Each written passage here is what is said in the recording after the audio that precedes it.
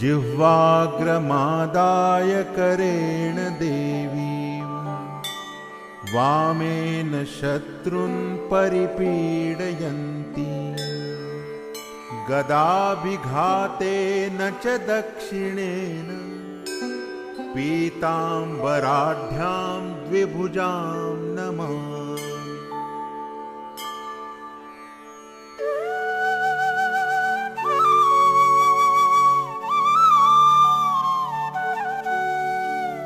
त्रिशूलधारिणीमम्बां सर्वसौभाग्यदायिनं सर्वशृङ्गारवेषाढ्यां देवीं ध्यात्वा प्रपूजये।